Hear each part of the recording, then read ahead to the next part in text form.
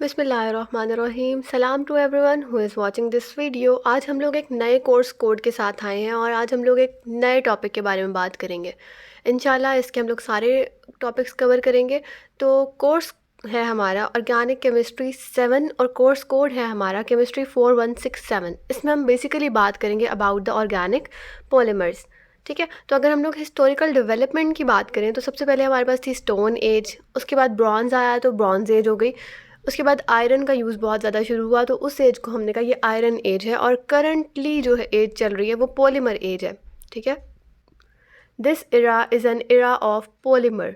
ठीक, तो पॉलीमर क्या होते हैं, इनकी टर्मिनोलॉजी को फर्स्टली यूज़ किया था बर्जीलियस ने 1833 में। ठीक है, तो फर्स्टली बर्जीलियस ने इस टर्मिनोलॉजी को यूज़ किया। उसने बताया कि पॉलीमर्स कोई चीज़ होते हैं और उसने जो है वो इस पर वर्क करना शुरू किया। तो 1833 के बाद पॉलीमर्स के बारे में थोड़ी बहुत रिसर्च होना शुरू हुई और 1839 में सिंथेसिस हुई पॉलीस्टायरीन की। ठीक है, पॉलीस्टायरीन जो है आपको पता है कि स्टायरीन जो है ये होता है बेंजीन, और बेंजीन के ऊपर यहाँ पर CH के साथ डबल बॉन्ड CH2, ये हमारे पास होता है स्टायरीन। ठीक है, तो पॉलीस्टायरीन का मतलब है कि यहाँ से चेन आगे मूव करिए, तो ये चेन जो है ये आगे मूव करेगी और इस तरह से काफ़ी सारे स्टायरीन्स जो है वो मिलकर पॉलीस्टायरीन बनाएंगे, तो ये एक पॉलीमर है। ठीक, उसके बाद हमारे पास 1860 है। 1860 के अंदर पॉली इथाइलिन ग्लाइकोल और पॉली इथाइलिन सक्सिनेट की फॉर्मेशन हुई थी।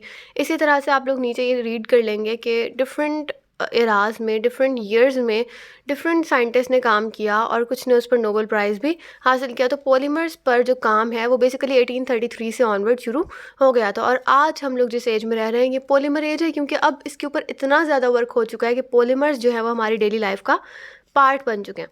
तो अगर हम बात करें बेसिक कॉन्सेप्ट के बारे में तो पॉलीमर जो है ये एक ग्रीक वर्ड है जिसमें से पोली का मीनिंग है मैनी और मर का मतलब है पार्ट। तो अगर हम इन दोनों को मिलाएं तो पॉलीमर का मतलब बन जाएगा मैनी पार्ट्स। ठीक है, यानी कि एक ऐसा मॉलिक्यूल जिसके बहुत सारे पार्ट्स हों, या अगर दूसरे मीनिंग में देखें तो ऐसा मॉलिक्यूल जो बहुत सारे पार्ट्स के मिलने से बना हो। ठीक, तो इसकी अगर हम लोग डेफिनेशन की बात करें तो polymer is made up by linking together of large number of small molecules held together by covalent bonds. अब इसमें 2 से 3 चीज़ें हैं। पहली क्या है कि ये पॉलीमर जो चीज़ है ये बहुत सारे स्मॉल मॉलिक्यूल्स से मिलकर बनी है। ठीक है, छोटे छोटे काफ़ी सारे मॉलिक्यूल्स मिलकर जो चीज़ बना रहे हैं वो पॉलीमर है। और वो छोटे छोटे मॉलिक्यूल्स जो मिल रहे हैं जो रिपीट हो रहे हैं उनको हम कहते हैं मोनोमर्स। ठीक है, तो बेसिकली अगर आप लोग ये वाली एग्जांपल देखें तो इसमें जो स्मॉल डॉट्स नज़र आ रहे हैं many small molecules, these are known as monomers. उसके बाद इन मोनोमर्स ने मिलकर एक पॉलीमर बनाया। यहाँ पर ये रेंडमस में थे, यहाँ पर ये मिल गए, सारे आपस में जुड़ गए और इन्होंने एक पॉलीमर बनाया। और दूसरी बात यहाँ पर क्या है कि ये कोवेलेंट बॉन्ड्स के थ्रू जो हैं वो जुड़े हुए हैं। ठीक है, इनके दरम्यान में जो बॉन्ड्स हैं वो कोवेलेंट बॉन्ड्स हैं और आपको पता है कि कोवेलेंट बॉन्ड्स की नेचर किस तरह की होती है। अब इनकी बाइंडिंग साइड जो है वो 2 भी हो सकती हैं और 2 से ज़्यादा भी हो सकती हैं। ये हम आगे जाके देखेंगे बाइंडिंग साइड्स के बारे में ना, जब हम पॉलीमर्स की टाइप्स के बारे में पढ़ेंगे कि इनकी बाइंडिंग साइड्स किस किस तरह से होती हैं और क्या सीन है। तो इसके अलावा अगर आप लोग नीचे वाली एग्जांपल देखें तो यहाँ पर आपको एक इथीन का मॉलिक्यूल नज़र आ रहा है। तो ये क्या है, ये पॉली इथीन। अब ये होता क्या है, basically CH2 double bond CH2 होता है, ऐसे ही है। लेकिन अगर हम इसका एक बॉन्ड यहाँ से ख़त्म करें तो एक बॉन्ड इस तरफ लग जाएगा और एक बॉन्ड इस तरफ, यानी कि ये चेन आगे चलना शुरू हो जाएगी। तो ये बेसिकली क्या है, ये पॉलीमर चेन कहलाएगी। ठीक है, एन जब आ जाता है ना किसी चीज़ में, जैसे आप लोग यहाँ देख रहे हैं ये पॉलीविनाइल क्लोराइड जो है इसमें यहाँ साथ एन लिखा है, इसका मतलब है कि ये एक लार्ज नंबर ऑफ मॉलिक्यूल्स हैं, ये एक लंबी चेन है, तो इसीलिए हम इसको कहते हैं ये एक पॉलीमर है। उसके बाद यहाँ प्रॉपर डेफिनेशन दी गई है मोनोमर की। मोनोमर क्या होते हैं, ऐसे मॉलिक्यूल्स जो मिलकर पॉलीमर बनाते हैं, या फिर हम कह सकते हैं कि ये बेसिक यूनिट है पॉलीमर का। ठीक है, तो मोनोमर डिफरेंट हो सकते हैं, जैसे हम लोगों ने पहले बात की थी इथीन की, इथीन भी हो सकती है, स्टायरीन की हमने बात की थी, स्टायरीन भी हो सकती है। तो ये डिफरेंट मॉलिक्यूल्स जो हैं वो मोनोमर्स हो सकते हैं जो आपस में मिलकर, एक जैसे मॉलिक्यूल्स आपस में मिलकर पॉलीमर बनाएं। अब हम आगे जाके डिस्कस करेंगे कि पॉलीमर्स जो हैं वो मतलब सेम मॉलिक्यूल से भी मिलके बन सकते हैं और डिफरेंट मॉलिक्यूल्स भी पार्टिसिपेट कर सकते हैं। ज़रूरी नहीं है खाली इथीन बनाए, हो सकता है 2 डिफरेंट टाइप के पॉलीमर्स मिलके 2 डिफरेंट टाइप के मोनोमर्स मिलके एक पॉलीमर बना रहे हो। तो इसके बारे में भी हम आगे जाके बात करेंगे। फिलहाल हम बेसिक कॉन्सेप्ट ले रहे हैं। यहाँ पर है रिपीट यूनिट। रिपीट यूनिट क्या चीज़ होती है, ऐसी स्मॉलर स्ट्रक्चरल एंटिटीज जो रिपीट हो रही हो चेन के अंदर। ठीक है, पॉलीमर चेन के अंदर जो कंटिन्यूसली रिपीट हो रही हो उन्हें हम कहते हैं रिपीट यूनिट। जैसे अगर आप लोग पॉलीइथाइलिन को देखें तो इसमें CH2 ये वाला पोर्शन जो है ठीक है, ये जो है ये रिपीट यूनिट है। ठीक है, ये रिपीट यूनिट क्यों है? क्योंकि पूरी चेन में ये वाला पोर्शन आपको रिपीट होता नजर आएगा। इसी तरह अगर हम लोग बात करें पॉलीविनाइल क्लोराइड के बारे में, तो पॉलीविनाइल क्लोराइड में CH3Cl जो है ये कंटिन्यूसली रिपीटेड चीज़ है। ये क्या है? CH3Cl जो है वो कंटिन्यूसली रिपीट हो रहा है। N भी हम साथ लगाएंगे क्योंकि ये पोली है, यानी कि ये बहुत सारे हैं। पोली मीन्स मानी। उसके बाद हम लोग देखते हैं, अच्छा हाँ, यहाँ पर एक और भी चीज़ थी कि रिपीट यूनिट्स जो हैं वो पॉलीमर्स बनाने में मेन रोल प्ले करें। ठीक है, रिपीट यूनिट्स आपको लाजमी नज़र आएंगे और ये बैकबोन होती है पॉलीमर्स की। ठीक है, अब अगर हम बात करें मैक्रोमोलिक्यूल्स के बारे में, तो मैक्रोमोलिक्यूल्स जो हैं उनमें स्पेसिफिक रिपीटिंग यूनिट्स नहीं होते, लेकिन पॉलीमर्स के अंदर स्पेसिफिक रिपीटिंग यूनिट्स ज़रूर होते हैं। ठीक है, अब पॉलीमर्स के अंदर ये जो रिपीट यूनिट्स होते हैं ये रेगुलर भी हो सकते हैं और इरेगुलर भी हो सकते हैं। ठीक है, रेगुलर यानी कि कंटिन्यूस एक मैनर में, कंटिन्यूस चेन में, लाइक 2 कार्बन्स के बाद ये रिपीटिंग यूनिट आ रहा है, 2 कार्बन्स के बाद आ रहा है, तो ये हर 2 कार्बन्स के बाद आ रहा है। या फिर हमने कहा कि ये इरेगुलर भी हो सकते हैं, यानी कि ये ज़रूरी नहीं कि 2 के बाद आ रहे हो सकता है कि ये कोपॉलीमर हो जिसमें ये 2 के बाद सेम ना आ रहा हो। ठीक है, लाइक डिफ्रेंशिएट भी हो सकते हैं, इरेगुलर मैनर में भी हो सकते हैं। उसके बाद पॉलीमराइजेशन जो है वो बेसिकली चेन्स के अंदर होती है। ठीक है, तो ये रिपीट यूनिट्स जो है बेसिकली ये भी चेन के अंदर ही प्रेजेंट होंगे। अब रिपीट यूनिट्स जो है ये बहुत इंपॉर्टेंट चीज़ है, एक बहुत इंपॉर्टेंट मॉलिक्यूल्स होते हैं, चाहे ये प्रेजेंट हो या ना हो। ठीक है, किसी भी पॉलीमर के अंदर रिपीट यूनिट्स होते हैं, लेकिन मैक्रोमोलिक्यूल्स में ये प्रेजेंट हो या ना हो, पॉलीमराइजेशन में इनका एक ख़ास किस्म का रोल होता है। ठीक है, तो ये हो गया। अब हम लोगों ने एग्जांपल्स भी देख ली कि पॉलीइथाइलीन और पॉलीविनाइल क्लोराइड जो है वो बेसिकली इसकी एग्जांपल्स हैं। अब हमारे पास आ गया नॉमेनक्लेचर, लेकिन नॉमेनक्लेचर देखने से पहले हम लोग एक दो चीज़ें डिस्कस करेंगे जिसमें हमारे पास है मैक्रोमोलिक्यूल्स। इसके लिए हम लोग पॉलीमर्स पे चलते हैं। अब पॉलीमर्स और मैक्रो, मैक्रो का मतलब होता है लार्ज। ठीक है, मैक्रो मीन्स लार्ज, तो लार्ज मॉलिक्यूल्स होते हैं मैक्रो मॉलिक्यूल्स। तो polymers, all polymers are macro molecules. ठीक है, तो हम इसकी डेफिनेशन में भी ऐड कर सकते हैं कि भाई polymers are the macro molecules made up by linking together of large number of small molecules, monomers. तो मैक्रो मॉलिक्यूल्स की डेफिनेशन हम लोगों को जो है वो एक बार देख लेनी चाहिए। उसमें क्या है, ऐसे मॉलिक्यूल्स जो काफ़ी सारे स्मॉलर यूनिट्स या स्मॉलर मॉलिक्यूल्स के मिलने से बने हों और उनके दरम्यान में कोवेलेंट बॉन्ड होता है। ठीक है, लेकिन पॉलीमर्स में और मैक्रो मॉलिक्यूल में फ़र्क कहाँ आता है? फ़र्क यहाँ आता है कि सारे पॉलीमर्स, जितने भी पॉलीमर्स हैं, ये सब मैक्रो मॉलिक्यूल्स हैं। ठीक है, मतलब ह्यूज मॉलिक्यूल्स है, बड़े मॉलिक्यूल्स हैं, इनॉर्मस है ये। लेकिन ज़रूरी नहीं है कि सारे मैक्रो मॉलिक्यूल्स पॉलीमर्स हों। ठीक है, क्योंकि पॉलीमर्स की कुछ कंडीशंस हैं। पॉलीमराइजेशन का एक प्रॉपर प्रोसेस है, उसके थ्रू चीज़ बनती है। ज़रूरी नहीं है जो लार्ज मॉलिक्यूल है वो पॉलीमराइजेशन के थ्रू बनाओ या उसमें पॉलीमराइजेशन वाली चीज़ें हों, पॉलीमर्स हों, मोनोमर, इस तरह की चीज़ें। ठीक है, तो मैक्रोमोलिक्यूल जो है वो रेंडमली भी बने हो सकते हैं, मैक्रोमोलिक्यूल जो है वो नेचुरली एग्जिस्टेड भी हैं। ये थोड़ा सा दोनों में फ़र्क है। ठीक, उसके बाद एक और चीज़ है जो पॉलीमर के साथ जिसको कन्फ्यूज़ कर दिया जाता है, और वो है ओलिगोमर्स। ठीक है, पॉलीमर्स के बारे में हम लोगों ने पढ़ लिया क्या होते हैं, ओलिगोमर्स क्या होते हैं। ओलिगोमर्स ऐसा मॉलिक्यूल होता है जो कुछ मोनोमर यूनिट के साथ मिलकर बना होता है, यानी कि उसमें मोनोमर्स तो उसमें भी होते हैं, बनता वो भी पॉलीमर की तरह, लेकिन उनका मॉलिक्यूलर वेट जो है वो बहुत ज़्यादा नहीं होता। ठीक है, उनका स्ट्रक्चरल यूनिट जो होता है वो लेस देन 50 होता है। ठीक है, ओलिगोमर्स का स्ट्रक्चर मॉलिक्यूलर वेट जो है वो, या जो स्ट्रक्चरल यूनिट है वो 50 से कम होता है, जबकि पॉलीमर्स का जो स्ट्रक्चरल यूनिट्स हैं वो 50 से ज़्यादा होते हैं। सही है, तो यहाँ पर आपने कन्फ्यूज़ नहीं करना ओलिगोमर्स और पॉलीमर्स में, क्योंकि कभी कभी ऐसे होता है कि जब हम लोग पॉलीमर्स बनाने के लिए पॉलीमराइजेशन करवा रहे होते हैं तो रिएक्शन के अंदर कुछ हर ज़ाहिर है हर रिएक्शन में कुछ ना कुछ फैक्टर्स होते हैं जो इफेक्ट करते हैं, और वहाँ अगर कोई ऐसे फैक्टर्स हों जो पॉलीमराइजेशन कम कर रहे हो तो हमें बजाय पॉलीमर्स के मोस्टली ओलिगोमर्स मिल जाते हैं अगर रिएक्शन कंडीशंस को कंट्रोल ना किया जाए। ठीक है, तो ओलिगोमर्स हमारी ज़रूरत नहीं है, हमारी ज़रूरत क्या है, पॉलीमर्स। ओलिगोमर्स क्या है, ऐसे मॉलिक्यूल जिनका स्ट्रक्चरल यूनिट लेस देन 50 हो।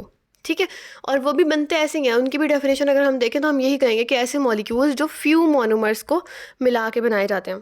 ठीक है, तो इसके एग्जांपल अगर हम देखें ओलिगोमर की, तो एग्जांपल में आता है TMPT, जिसको हम लोग कहते हैं ट्राई मिथाइलोल प्रोपेन ट्राई एक्रीलेट। तो ये एक जो है ओलिगोमर है। ठीक है, इसको आपने पॉलीमर के साथ कंफ्यूज नहीं करना। अब हम रेडी हैं कि हमने सारी टर्म्स जो है वो डिफाइन कर ली हैं। अब हम बात करते हैं नोमेनक्लेचर के बारे में। तो नोमेनक्लेचर जो है ये बहुत सारी इसकी ना टाइप्स हैं, कह सकते हैं 4-5 तकरीबन हैं, जिनकी बेस पे हम लोग इनको नोमेनक्लेचर करते हैं, इनको नाम देते हैं। तो पहली हमारे पास है source based name. Source based name जो है ये based on name of corresponding monomer, जो मोनोमर होता है उसके अकॉर्डिंग ये नाम दिए जाते हैं, यानी कि मोनोमर के ऊपर नाम दिए जाते हैं पॉलीमर्स को, उसको हम कहते हैं सोर्स बेस्ड नेम है। सोर्स है ना, मोनोमर सोर्स है, मोनोमर जो है वो बेसिकली सोर्स है पॉलीमर बनाने का। तो सोर्स बेस्ड नेम में मोनोमर के नाम पर नाम दिया जाता है पॉलीमर को। जैसे अगर आप लोग नीचे देखें तो ये स्टाइरीन का मॉलिक्यूल है, तो हमने यहाँ पर इसको कहा पॉलीस्टाइरीन, क्योंकि ये पॉलीमर स्टाइरीन से मिलके बना है, तो हमने कहा पॉलीस्टाइरीन। ये एक रूल है, आगे जाके हम लोग देखेंगे कि इनके कुछ जनरल रूल्स होते हैं। ये एक रूल है कि जब हम पॉलीमर का नाम लिखें तो हम पीछे पॉली लगाते हैं लाजमी। जैसे स्टाइरीन है ना, पॉलीमर है स्टाइरीन का, तो हम इसको कहेंगे पॉलीस्टाइरीन। पॉलीमर है विनाइल क्लोराइड का, तो हम इसको पॉलीमर के नेम को क्या कहेंगे, पॉलीविनाइल क्लोराइड। ठीक है, उसके बाद है हमारे पास structure based name. Structure based name जिनको हम लोग कहते हैं आयोपैक नेम, ये एमसीक्यूज भी आ जाता है कि स्ट्रक्चर बेस्ड नेम का दूसरा नाम क्या है। ठीक है, तो सिस्टमैटिक नेम्स भी हैं या फिर आयोपैक नेम्स भी हम इनको कहते हैं। आयोपैक नेम्स में क्या होता है, हम प्रॉपर बताते हैं। जैसे ऊपर वाले मॉलिक्यूल को अगर आप लोग देखें, इसी का जो नीचे स्ट्रक्चर बेस्ड नेम है वो ये है, पोली 1 फिनाइलिथीन। फिनाइलिथीन कैसे और पोली 1 कैसे? पोली हम कह रहे हैं क्योंकि यहाँ पर एन है और हम पॉलीमर के साथ पोली लगाते हैं, और 1 फिनाइलिथीन के फिनाइल का एक मॉलिक्यूल है, ठीक है, और ऊपर इथीन है, 2 कार्बन वाला ग्रुप लगा हुआ है। ठीक है, तो इसीलिए हम लोगों का पॉलीफिनाइल इथीन। इसी तरह अगर आप पॉलीविनाइल क्लोराइड का दूसरा नाम देखें, यानी कि उसका स्ट्रक्चर बेस्ड नेम देखें, आयोपैक नेम देखें, तो वो क्या है, पोली 1 क्लोरोइथाइलिन। ठीक है, यहाँ पर भी हमने पोली लगाया क्योंकि ये एक पॉलीमर है, और 1 क्लोरोइथाइलिन, 1 क्लोरो है, पहले वाले कार्बन के ऊपर क्लोरीन लगा हुआ है, और इथाइलिन इसलिए का क्योंकि इसमें 2 कार्बन एटम्स है। ठीक हो गया। उसके बाद है फंक्शनल ग्रुप नेम्स। अब फंक्शनल ग्रुप की बेस पर भी नेम दिए जाते हैं। जैसे अगर कोई ऐसा पॉलीमर है जिसमें आपके पास अमाइड ग्रुप आ रहा है, तो हम उसको कहते हैं पॉलीअमाइड। या फिर अगर एस्टर ग्रुप है, लाइक एक सेकेंड, लाइक इस तरह से है वो, बॉन्ड ओ बॉन्ड आर, अगर ये ग्रुप चलता आ रहा है और यहाँ पर आपको नज़र आ रहा है कि एक एस्टर है, तो हम उसको पॉली एस्टर भी कहते हैं। ठीक है, तो इसी तरह से अगर अमाइड ग्रुप होगा इस तरह से NH और C डबल बॉन्ड O, तो हम इसको कहते हैं कि ये पॉली अमाइड है। ठीक हो गया। तो इस तरह से फंक्शनल ग्रुप की बेस पर नेम देते हैं। फिर हमारे पास है trade name, the commercial names by manufacturer. तो ये जो मैन्युफैक्चरर होते हैं ये कमर्शियली उनको कोई नेम दे देते हैं। जैसे नायलॉन है, ठीक है, नायलॉन है, ये भी एक पॉलीमर है। टेफ्लॉन है, ये भी एक पॉलीमर है। और टेफ्लॉन किस तरह से बन रहा है, CF2, ये होता है CF2 डबल बॉन्ड CF2। ठीक है, इसका जब एक बॉन्ड ब्रेक करते हैं सेम लाइक इथाइलिन की तरह का, तो इस तरह से ये एक पॉलीमर बन जाता है। ठीक है, नायलॉन की प्रोडक्शन हम इंशाल्लाह आगे देखेंगे। उसके बाद है हमारे पास टेफ्लॉन। टेफ्लॉन के यूजेस हम अगर देखें, बड़ी क्लासेस में जब आप आ जाते हैं ना, तो आप जो भी चीज़ का जिक्र करते हैं, जिस चीज़ के बारे में आप बात करते हैं, आप नाम भी देखते हैं। जैसे लाइक यहाँ पर ट्रेड नेम में बस टेफ्लॉन लिखा हुआ है, आपको इसके स्ट्रक्चर्स, आपको इसके यूजेस एटलीस्ट पता होना चाहिए। इसका स्ट्रक्चर क्या है, ये बना किससे है, और इसके यूजेस क्या हैं। ठीक है, तो ये आगे जाके काम आएंगे। तो यहाँ पर हम लोग टेफ्लॉन के यूजेस देख लेते हैं कि टेफ्लॉन जो है इसके यूजेस क्या हैं। टेफ्लॉन के बेसिकली यूजेस ये हैं। सबसे इंपॉर्टेंट यूज़ इसका ये है कि जो हम लोग नॉन स्टिक बर्तन यूज़ करते हैं, ठीक है, नॉन स्टिक कुकवेयर प्रोडक्ट्स जो हम लोग यूज़ करते हैं, उसके अंदर जो उसके ऊपर जो कोटिंग की होती है वो टेफ्लॉन की होती है। ठीक है, तो टेफ्लॉन को हम बेसिकली यूज़ करते हैं इन कोटिंग, ठीक है, as coating in non stick cookware products. ये एक कोटिंग के तौर पे यूज़ करते हैं हम, इसकी कोटिंग हुई होती है नॉन स्टिक के प्रोडक्ट्स के ऊपर। फिर है नायलॉन। नायलॉन जो है वो हमारे पास क्लोथ्स में यूज़ हो रही है, हमारे पास शूज़ में यूज़ हो रही है। फ़िश नेट जो है वो नायलॉन से बनाई होती है, उसके अलावा प्लास्टिक में भी यूज़ हो रही होती है। सही है, तो ये इसके हो गए यूजेस। उसके अलावा अगर हम एक और प्रोडक्ट की बात करें तो वो होते हैं एरामिड फाइबर्स। एरामिड फाइबर्स जो होते हैं ना वो एरोमेटिक पॉलीअमाइड्स होते हैं। ये देखें, अगर इनकी बात करें ना, इनकी तो ये एरोमेटिक नहीं है, ठीक है, क्योंकि इनमें कोई बेंजीन रिंग नहीं है, कोई क्लोज चेन नहीं है। तो ऐसे कंपाउंड्स जिनमें क्लोज चेन आ जाती है, कोई रिंग स्ट्रक्चर आता है, उसे हम कहते हैं एरोमेटिक। ठीक है, जैसे बेंजीन है, बेंजीन एक एरोमेटिक कंपाउंड है। ठीक है, इस तरह फिनोल है, टॉलुइन है। तो इस तरह से जिनके अंदर रिंग आता है उसे हम कहते हैं एरोमेटिक। तो एरोमेटिक फाइबर्स, एरामिड फाइबर्स हैं हमारे पास जो हैं एरोमेटिक पॉलीअमाइड्स होते हैं। और ये जो है वो हीट रेजिस्टेंट और स्ट्रॉन्ग सिंथेटिक फाइबर्स की क्लास से हैं। ठीक है, यानी इनके अंदर हीट कैपेसिटी बहुत ज़्यादा होती है कि हीट को बहुत देर तक रेजिस्ट कर सकते हैं। उसके बाद ये यूज़ कहाँ होते हैं, ये एरोस्पेस में और मिलिट्री एप्लीकेशंस में यूज़ होते हैं। ठीक है, अब हम बात करते हैं नेक्स्ट टाइप की जो है abbreviation name. Abbreviation name abbreviation के तौर पर हम लोग यूज़ करते हैं। जैसे PVC हो गया, PET हो गया। PVC क्या है, पॉलीविनाइल क्लोराइड। ठीक है, और पीईटी क्या है? पॉलीइथाइलिन टेट्राफिथैलेट। इसी तरह से पीएस हम कहते हैं, पीई कहते हैं, पीएस स्टैंड्स फॉर पॉलीस्टाइरीन और पीई स्टैंड्स फॉर पॉलीइथाइलिन। ठीक है, इसके अलावा हमारे पास जो है वो पीई हो गया, पीएस हो गया। इसके अलावा हमारे पास पीपी होता है जिसको हम कहते हैं पॉलीप्रोपाइलीन। ये चीज़ें ना डिस्कस करेंगे इंशाल्लाह जब हम लोग बात करेंगे प्लास्टिक्स के बारे में। उसके बाद हमारे पास है कि complex and network polymer. Complex and network polymer जो है ये फिनोल फॉर्मेल्डिहाइड पॉलीमर है। जिस तरह से ये बहुत ज़्यादा ना कह सकते हैं इसको कि ये कॉम्प्लेक्स इनका स्ट्रक्चर होता है पॉलीमर्स का, और ये जो है वो like for example phenol formaldehyde polymers का आप यहाँ नीचे स्ट्रक्चर देख सकते हैं किस तरह से ये बना है। उसके बाद हमारे पास है विनाइल पॉलीमर। विनाइल पॉलीमर के बारे में हम लोग ज़्यादा बात नहीं करेंगे, लेकिन विनाइल आपको पता है कि हम लोगों ने किस चीज़ के बारे में पीछे बात की थी, पॉली ओलेफिन्स। ओलेफिन्स जो हैं, ठीक है, ओलेफिन्स जो हैं उनके थ्रू बनता है। ओलेफिन्स में क्या है? ओलेफिन्स अल्कीन्स हैं, तो अल्कीन्स के थ्रू जैसे हम लोगों ने इथाइलिन वगैरह की बात की थी उस तरह से ये भी बनते हैं। तो ये सारे थे हमारे पास नेम्स जो कि नोमेनक्लेचर को रिप्रेजेंट करने के लिए हम यूज़ करते हैं। लाइक हम कह सकते हैं कि इनके थ्रू ये हमारे पास सोर्स बेस्ड हम यूज़ कर सकते हैं system, structure based system use कर सकते हैं नोमेनक्लेचर के लिए, और ट्रेड नेम और फंक्शनल ग्रुप हम लोग मतलब ये सारे यूज़ कर सकते हैं। उसके बाद हमारे पास कुछ की पॉइंट्स हैं जिनके बारे में हम बात करेंगे आगे बढ़ने से पहले। तो की पॉइंट्स में क्या है कि word poly is used before each polymer name as prefix, यानी कि हम लोग किसी भी पॉलीमर को नेम देने से पहले उसके पीछे एज अ प्रीफिक्स यूज़ करते हैं पोली का वर्ड। ठीक है, पोली हम जैसे मैंने आपको ये पहले ही बताया कि पॉलीइथाइलिन, पॉलीस्टाइरीन, इस तरह से हम लोग यूज़ करते हैं। सेकंड पॉइंट हमारे पास क्या है कि अगर मोनोमर जो है वो सिंगल वर्ड है तो वो कंटिन्यूसली लिखा जाएगा। लाइक आप लिख रहे हो, आपने बस सीधा लिख दिया, जैसे पॉलीइथाइलिन है, पॉलीस्टाइरीन है, आपने सिंपल लिख दिया क्योंकि ये सिंगल वर्ड था, स्टाइरीन, इथाइलिन।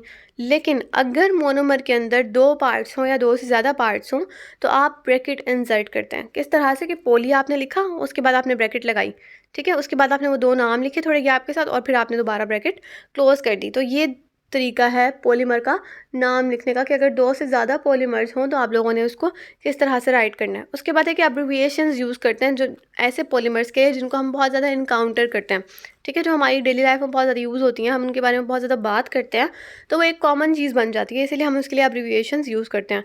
फिर है sometimes name given according to tacticity, सेंड SYND, PVC, आइसो PVC, तो ये सिंटायोटेक्टिक होगा।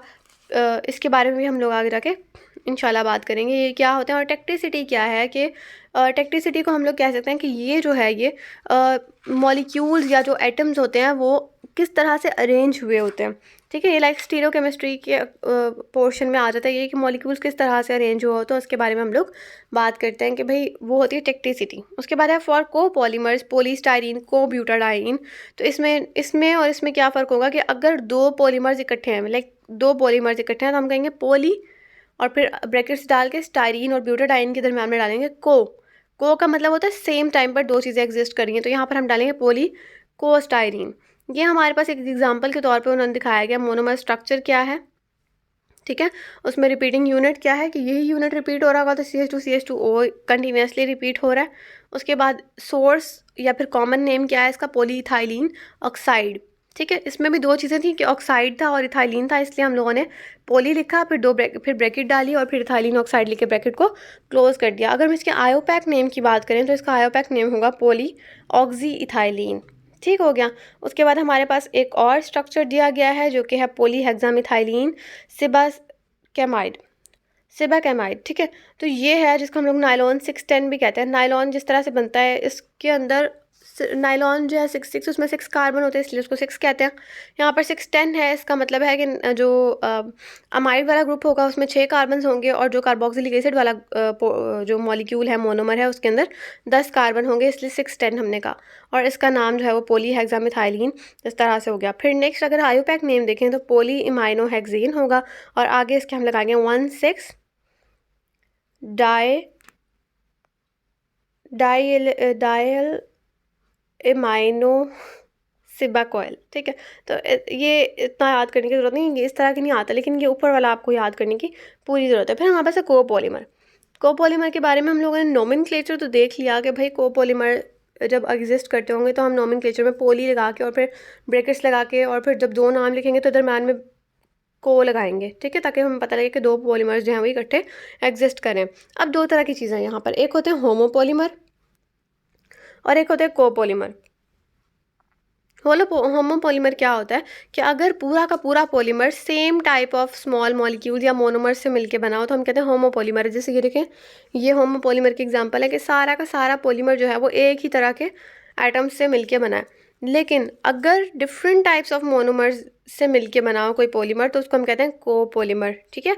और कोपॉलीमर की बहुत सारी टाइप्स हैं जिनके बारे में हम लोग बात करते हैं। अल्टरनेटिंग कोपॉलीमर ऐसा होता है, फॉर एग्जांपल आपने सपोज किया एक पॉलीमर है ए और एक पॉलीमर है बी, ठीक है। तो अल्टरनेटिंग में आपका जहन आपको खुद ही बताएगा कि A B A B A B इस तरह करके होगा, या B A B A B A इस तरह करके होगा, क्योंकि अल्टरनेट करें, एक के बाद दूसरा आ रहा है, एक के बाद दूसरा आ रहा है, इस तरह। अब दूसरी टाइप क्या है, रैंडम कोपॉलीमर। रैंडम में क्या होगा, दो एक साथ आ गए, कभी एक आ गया, कभी एक आ गया, कभी दो आ गए, इन्हें इस तरह से होगा कि कोई सीक्वेंस नहीं होगी। आप ये नहीं कह सकते दो ए दो बी, दो ए दो बी, नहीं। आप इस तरह भी नहीं कह सकते ए बी, नहीं। तो ये रैंडमली प्लेस्ड होते हैं पॉलीमर्स, इसको हम कहते हैं कोपॉलीमर। और थर्ड टाइप है हमारी ब्लॉक पॉलीमर। ब्लॉक पॉलीमर क्या होता है, ये एक इस तरह होता है कि 4-5 ए 4-5 बी, फिर 4-5 ए फिर 4-5 बी, तो इनको हम कहते हैं ब्लॉक पॉलीमर। और लास्ट टाइप है हमारे ग्राफ्ट पॉलीमर। ग्राफ्ट पॉलीमर में क्या होता है कि एक पूरी चेन होती है एक ही की। फॉर एग्जांपल ये पूरी चेन है एक ही, ठीक है। अब इसमें से कहीं ग्राफ्टिंग होती है ना, जिस तरह से कि किसी एक जगह से एक शाख निकल रही होती है, तो यहाँ से किसी एक जगह से शाख निकलेगी बी की बी की बी की। तो ये ज़रूरी नहीं है 3 निकले, 3 से कम भी हो सकते हैं, 3 से ज़्यादा भी हो सकते हैं। एक एग्जांपल दी गई कि इस तरह से ग्राफ पॉलीमर्स बनते हैं, ठीक है। नेक्स्ट हमारे पास है classification of polymers. Classification of polymers भी बहुत सारी बेसिस के ऊपर है। अगर हम देखें on the basis of origin तो 2 टाइप्स में डिवाइड हो जाता है ये। नेचुरल पॉलीमर्स होते हैं और सिंथेटिक पॉलीमर्स होते हैं, ठीक है। नेचुरल पॉलीमर्स ऐसे पॉलीमर्स जो नेचुरल रिसोर्सेज से ऑब्टेन हुए हैं और ये टॉक्सिक नहीं होते, नॉन टॉक्सिक होते हैं। लाइक प्रोटीन्स हैं हमारे पास, पॉलीसेकेराइड्स हैं हमारे पास, गम्स हैं, कोलेजन, एल्बुमिन, फिब्रिन, कार्बोहाइड्रेट्स हो गए, सेलुलोज हो गया, न्यूक्लिक एसिड हो गए, ये सारे नेचुरल पॉलीमर्स हैं। अगर हम बात करें सिंथेटिक पॉलीमर्स की तो ऐसे पॉलीमर्स जो ह्यूमन मेड हैं या जो आर्टिफिशियली बनाए गए हैं उन्हें हम कहते हैं सिंथेटिक पॉलीमर्स, ठीक है। तो इसमें हमारे पास एग्जांपल आ जाती है इलास्टोमर्स हैं, फाइबर्स हैं, प्लास्टिक्स हैं, नायलॉन है, पॉलीस्टाइरीन है, ठीक है। तो ये चीज़ें जो है वो सिंथेटिक हैं। उसके बाद अगर हम बात करें on the basis of chemical nature तो on the basis of nature of monomer, अगर हम मोनोमर की नेचर के बारे में बात करें तो उसके अकॉर्डिंग 2 तरह के हैं, होमोपॉलीमर्स हैं और हेट्रोपॉलीमर्स हैं। होमोपॉलीमर्स नाम से ही पता लग रहा है जिनमें सेम टाइप ऑफ मोनोमर्स हों, और हेट्रोपॉलीमर्स नाम से ही पता लग रहा है जिनमें डिफरेंट रिपीटिंग यूनिट्स और डिफरेंट टाइप्स ऑफ मोनोमर्स हों, ठीक है, जिसको हम कोपॉलीमर्स भी कहते हैं। हमने इसके बारे में भी रिसेंटली बात की। तो होमोपॉलीमर्स की डिफरेंट टाइप्स हैं, लीनियर है, ब्रांच है, नेटवर्क है, क्रॉस लिंक है, ठीक है। तो लीनियर में क्या है, सिंपल चेन है, सीधी चेन जा रही है, लेकिन ब्रांच में क्या है, उसकी ब्रांचेस निकली हुई हैं, ठीक है। नेटवर्क में क्या है कि एक डिफरेंट उसमें जाके एक से मिल रहे हैं, फिर वो एक डिफरेंट से मिल रहा है, इस तरह से ब्रांचिंग टाइप से एक हुई हुई है। लेकिन ये नेटवर्क जो है ये थोड़ी कॉम्प्लेक्स ब्रांचिंग है। और क्रॉस लिंक में क्या है कि एक कार्बन है वो इधर से भी जुड़ा हुआ है, वो नीचे से भी जुड़ा हुआ है और वो इधर से भी जुड़ा है, यहाँ से आगे चल रहे हैं कार्बन। तो यानी कि कहीं ना कहीं से कोई एक ना एक लिंकेज निकल आता है जिससे हम कहा क्रॉस लिंक्ड है ये। फिर on the basis of chemical nature, chemically जो है वो ऑर्गेनिक हो सकते हैं, इनऑर्गेनिक। आपको पता है ऑर्गेनिक पॉलीमर्स कौन से होंगे, ऐसे पॉलीमर्स जिनकी बैकबोन के अंदर कार्बन आइटम्स प्रेजेंट हो वो ऑर्गेनिक होंगे। जिनमें कार्बन आइटम नहीं है, सिलिकॉन है या कोई और एटम प्रेजेंट है तो वो होंगे इनऑर्गेनिक, ठीक है। आगे हमारे पास on the basis of tacticity, तो टेक्टिसिटी के बारे में मैं आप लोग को पहले भी बता चुकी थी कि ये होते हैं कि जो बैकबोन है, जो पॉलीमर की बैकबोन है उसके अंदर जो प्रेजेंट है ना, यानी कि जो सब्स्टिट्यूएंट प्रेजेंट है उनकी अरेंजमेंट क्या है। बैकबोन के अंदर जो सब्स्टिट्यूएंट्स प्रेजेंट है उनकी अरेंजमेंट क्या है, उनकी अरेंजमेंट को हम कहते हैं टेक्टिक्स, ठीक है। तो इसके 3 टाइप्स हैं हमारे पास बेसिकली, और वो है हमारे पास आइसोटेक्टिक, ठीक है, सिंडायोटेक्टिक और एटेक्टिक, ठीक है। तो सबसे पहले हम देखते हैं आइसोटेक्टिक क्या होते हैं। आइसोटेक्टिक में क्या होता है कि कंपाउंड्स जो हैं वो एक ही साइड पे लगे हैं, सब्स्टिट्यूएंट्स जो हैं वो एक ही साइड पे लगे हैं। इसकी अगर मैं आपको इजी करके एग्जांपल दिखाऊं, ये सी ये इस तरह से कार्बन आइटम्स प्रेजेंट है, ठीक है। अब फॉर एग्जांपल क्लोरीन है, तो ये क्लोरीन इधर लगा है, एक छोड़ के इधर लगा, एक छोड़ के इधर लगा, एक छोड़ के, ठीक है। अब अगर मैं, ये हो गया आइसोटेक्टिक। अब अगर मैं बात करूँ सिंडायोटेक्टिक की, तो सिंडायोटेक्टिक के अंदर क्या होता है, सिंडायोटेक्टिक के अंदर अगर एक क्लोरीन इस जगह पर लगा है ना तो दूसरा क्लोरीन इधर लगा होगा, फिर तीसरा क्लोरीन इधर लगा होगा, यानी कि अल्टरनेट साइड्स पे लगे होते हैं, सही है। यानी एक इधर है, एक ऊपर एक नीचे, फिर एक ऊपर एक नीचे, इस तरह से एक एक कार्बन्स को छोड़ के। तो ये हो गया आइसोटैक्टिक में और सिंडायोटैक्टिक में फ़र्क। अगर हम बात करें एटैक्टिक की, तो एटैक्टिक के अंदर कोई अरेंजमेंट है ही नहीं, ठीक है, यानी कि वो रेंडमली सब्सटीट्यूटेड हुए हैं, रेंडमली सब्सटीट्यूट हैं, 2 क्लोरीन ऊपर हैं, एक नीचे, एक ऊपर नीचे, कोई पता नहीं है, रेंडमली हैं, आप ये इनकी कोई भी सीक्वेंस नहीं बता सकते, ठीक है। तो ये हो गई इस तरह की टाइप्स। अब है on the basis of synthesis और मैकेनिज्म। सिंथेसिस और मैकेनिज्म ये हमारा मेजर फोकस यही है, इसके ऊपर हम खासी लंबी डिस्कशन करेंगे अपने नेक्स्ट लेक्चर्स के अंदर। ये हमारे पास है कंडेंसेशन पॉलीमर्स और एडिशन पॉलीमर्स। कंडेंसेशन पॉलीमर्स ऐसे पॉलीमर्स होते हैं जो स्टेप वाइज बनते हैं, यानी स्टेप बाय स्टेप इनकी कंडेंसेशन होती है और फिर पॉलीमर्स बनते हैं, तो इसीलिए ऐसे पॉलीमर्स को हम कहते हैं कंडेंसेशन पॉलीमर्स है। फॉर एग्जांपल यहाँ पर आपके पास एक डाई कार्बोक्सिलिक एसिड है, इधर कोई आर ग्रुप है, ठीक है, डाई कार्बोक्सिलिक एसिड है, और यहाँ पर जो है वो हमारे पास डायमीन है। अब क्या होगा कि यहाँ से ये OH रिमूव होगा और यहाँ से भी ये OH रिमूव होगा। अब ये C डबल बॉन्ड O और इस NH के दरमियान में जो है वो बॉन्ड बनेगा, यहाँ से भी एक हाइड्रोजन रिमूव हो जाएगा और यहाँ से भी एक हाइड्रोजन रिमूव हो जाएगा। तो बेसिकली कहने का मकसद क्या है कि यहाँ पर एक चेन बनना शुरू होगी, कार्बन्स जो है ये यहाँ से और आगे एक्सटेंड होना शुरू होंगे, बॉन्ड्स बनना शुरू होंगे, ठीक है, तभी तो एक पॉलीमर बनेगा। तो इस तरह से यहाँ से जो है वो OH और ये फिर कंडेंसेशन क्यों का, क्योंकि यहाँ से वाटर निकल जाएगा। जब यहाँ से वाटर निकलेगा, अब आपको पता है कंडेंसेशन की डेफिनेशन क्या होती है कि मॉलिक्यूल्स का मिलना, ठीक है, मॉलिक्यूल्स का आपस में लिंक करना, ज्वाइन होना और रिमूवल होना किसी छोटे मॉलिक्यूल का, लाइक वाटर हो गया, मिथेन हो गया या हाइड्रोजन हो गई, तो छोटे मॉलिक्यूल का निकलना। तो वाटर यहाँ से निकला इसलिए हमने इसको कहा ये कंडेंसेशन का रिएक्शन है। उसके बाद है एडिशन पॉलीमर्स। एडिशन पॉलीमर्स जो हैं वो ऐसे पॉलीमर्स हैं जो तब बनते हैं जब चेन एंड्स ऐड होते हैं, ठीक है, जब चेन एंड्स पे एडिशन होती है। फॉर एग्जांपल एक चेन चल रही है, यहाँ पर जो है वो CH2 double bond CH2, for example ये यूँ है, ठीक है, तो यहाँ से जब बॉन्ड टूटेगा ये आगे चेन मूव फॉरवर्ड करेगी, तो इस चेन एंड पे किसी का एडिशन होना, ये हमारे पास क्या होगा, चेन एडिशन रिएक्शन होगा, एडिशन पॉलीमर इसके थ्रू बनेगा और यहाँ पर एक रिपीट यूनिट भी प्रेजेंट होगा। उसके बाद हमारे पास on the basis of physical properties, physical properties की बेस पर 3 चीज़ों में डिवाइड किया गया, इलास्टोमर्स हैं, फाइबर्स और प्लास्टिक्स हैं, ठीक है। तो इलास्टोमर्स की अगर हम बात करें, ये अमॉर्फस होते हैं, इनकी वीक होती हैं इंटरनल फोर्सेस, इनकी इंटरनल फोर्सेस स्ट्रांग नहीं होती, इनकी मॉडरेट होती हैं, और स्ट्रांग फोर्सेस होती हैं प्लास्टिक्स की, ठीक है। ये अमॉर्फस होते हैं, ये सेमी सॉलिड्स होते हैं और ये प्रॉपर सॉलिड्स होते हैं, ठीक है, ये सेमी क्रिस्टलाइन भी होते हैं। अब अगर हम एग्जांपल्स की बात करें तो इलास्टोमर्स जो है ये बेसिकली नेचुरल रबर के अंदर, टायर्स के अंदर यूज़ होते हैं, ग्लव्स वगैरह बनाने में और शू सोल बनाने में यूज़ होते हैं। लेकिन अगर हम फाइबर्स की बात करें, क्योंकि नाम से ही पता लग रहा है, तो ये यकीनन टेक्सटाइल इंडस्ट्रीज़ के अंदर यूज़ हो रहे होंगे, either that is a cotton industry, wool industry और मतलब नायलॉन इंडस्ट्री, कोई भी हो सकती है, उसके अंदर ये यूज़ हो रहे होते हैं। प्लास्टिक की बात करें तो प्लास्टिक जो है वो 2 तरह की होती है, एक होती है थर्मोप्लास्टिक और एक होती है थर्मोसेट्स, ठीक है, इसको हम थर्मोप्लास्टिक और थर्मोसेटिंग भी कहते हैं। तो इसमें हमारे पास क्या डिफरेंस है दोनों में, ये आपने गौर से देखना है, ये इंपॉर्टेंट शॉर्ट क्वेश्चन है। तो थर्मोप्लास्टिक जो है ये रिवर्ट बैक आफ्टर मोल्डिंग। इसका क्या मतलब है कि आपने एक बार उसको मोल्ड कर दिया, कोई शेप दे दी, नेक्स्ट टाइम आपने जब उसको हीट किया वो वापस फ्लो होना शुरू हो जाएगी, आप नया मोल्ड दे दो, आप उसको रीशेप करके दोबारा से कोई भी शक्ल दे दो, तो वो रिवर्ट बैक हो जाती है, वो रिवर्सिबल होता है ना जैसे रिएक्शन, उस तरह से ये भी रिवर्ट बैक हो जाती है मोल्डिंग के बाद। और थर्मोसेट जो है ये रिवर्ट बैक नहीं होती, इनकी एक बार कोई शेप आ जाए उसके बाद ऐसा नहीं है कि आप इनको दोबारा हीट करो और इनकी शेप को चेंज कर लो, ये चेंज नहीं होती, ठीक है। थर्मोप्लास्टिक की अगर हम बात करें तो ये हीटिंग करने पे सॉफ्ट हो जाती हैं और उसके बाद जब ये कूल हो तो ये हार्ड हो जाती हैं।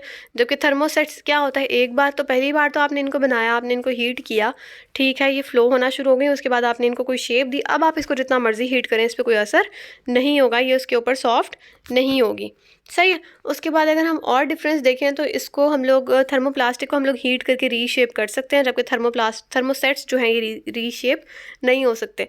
जो थर्मोप्लास्टिक हैं ये रिसाइक्लेबल हैं, जबकि थर्मोसेट्स जो हैं ये रिसाइक्लेबल नहीं है। थर्मोप्लास्टिक जो है ये लीनियर पॉलीमर्स होते हैं, ठीक है, जबकि थर्मोसेट्स जो हैं ये लीनियर पॉलीमर नहीं होते, ये क्रॉस लिंक्ड पॉलीमर्स होते हैं। और इनके लीनियर या क्रॉस लिंक होने का थर्मोसेट और थर्मोप्लास्टिक से क्या ताल्लुक है, अब हम लोग ये देखेंगे। इनमें जो चेन है ना थर्मोप्लास्ट में, ये सपोज करें ये ना चेन है कार्बन की, ठीक है, ये यहाँ से मिला हुआ है, यहाँ से मिला हुआ है, इस तरह से।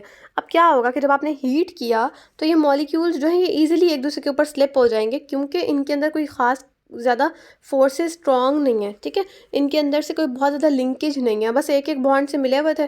क्या हुआ कि जैसे ही आपने इसको हीट किया मॉलिक्यूल्स एक दूसरे के ऊपर स्लिप हुए और ये मॉलिक्यूल जो है वो सॉफ्ट हो गया दोबारा से, यानी ये पूरी प्लास्टिक जो है ये सॉफ्ट होगी। लेकिन थर्मोसेट्स में क्या होता है, थर्मोसेट्स में हमने कहा ये क्रॉस लिंक्ड है, अभी हमने बात की ना क्रॉस लिंक, ये हमारे पास आ गए इसके मॉलिक्यूल।